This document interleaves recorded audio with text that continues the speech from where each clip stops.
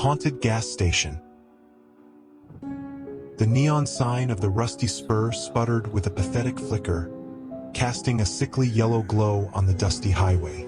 Rain lashed down in sheets, erasing the world beyond the flickering light in a curtain of gray. Sarah, knuckles white on the steering wheel, cursed her luck.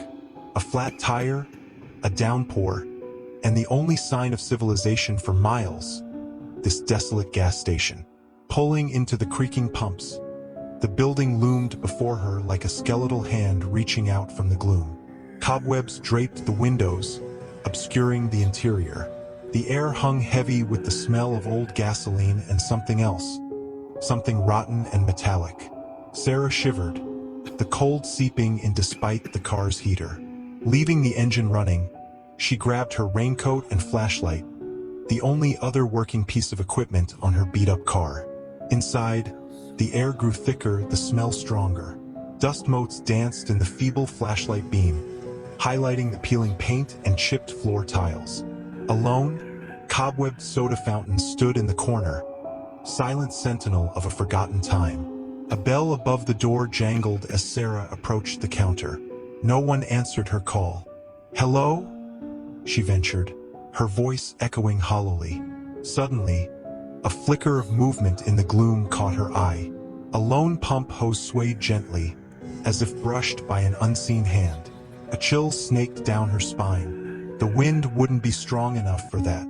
Backing away slowly, she tripped, landing hard on the floor. The flashlight skittered across the tile, landing by a rusted metal grate. A faint, guttural moan rose from beneath, the sound raw and bone-chilling. Terror surged through Sarah. She scrambled to her feet, her fingers fumbling for her phone. No signal. Trapped, she pointed the flashlight at the grate.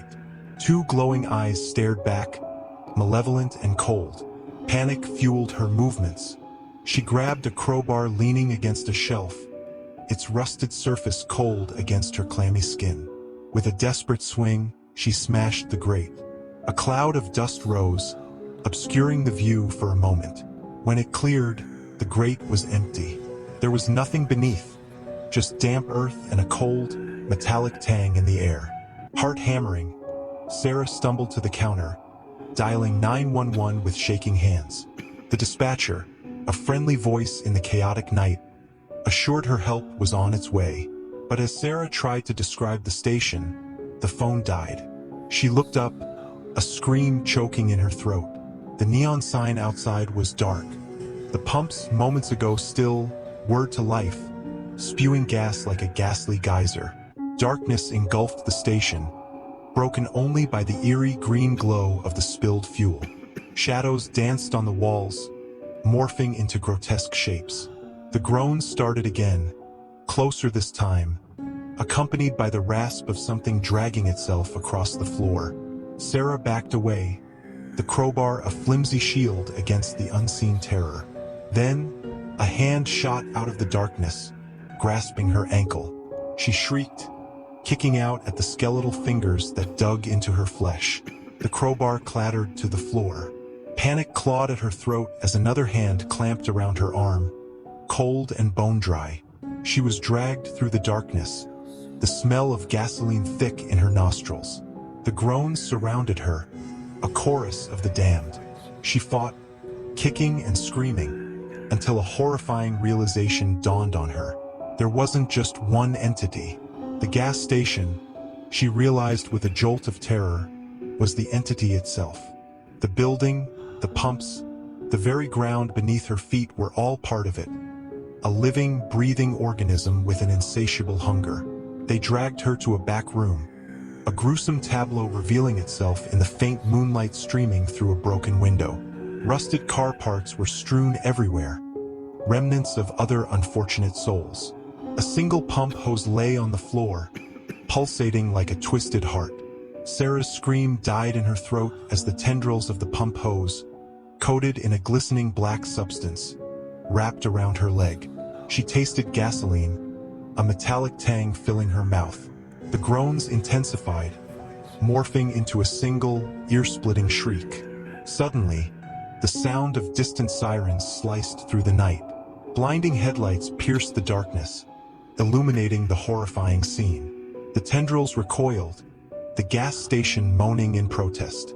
It thrashed, trying to pull Sarah back, but it was too late. The police burst in, dragging her away from the pulsating hose. Relief washed over her as strong arms pulled her towards the safety of the flashing lights. She looked back at the Rusty Spur one last time. The neon sign flickered back on, casting its sickly light on the now silent gas station.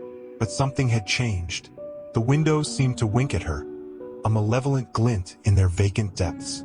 As the paramedics checked her over, Sarah shivered uncontrollably.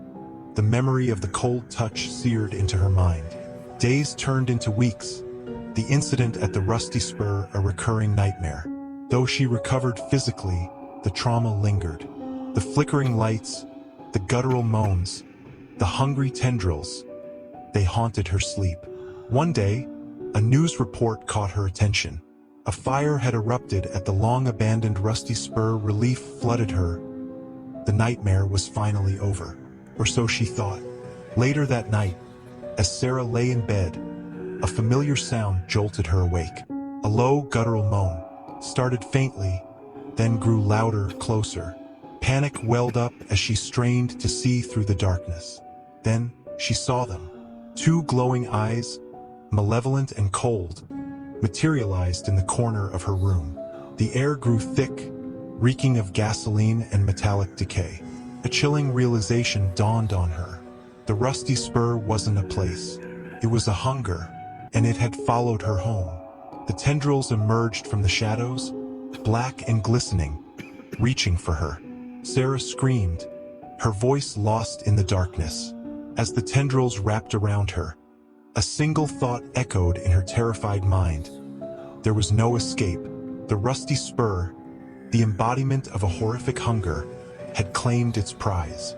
The next morning, news reports blazoned the disappearance of a local woman.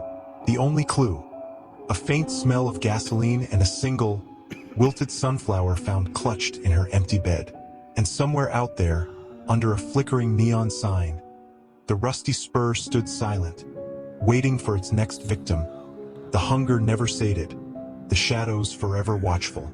The sunflower, once a symbol of hope, now lay desiccated, a chilling reminder that even the most innocent things could wither under the cold touch of the Rusty Spur.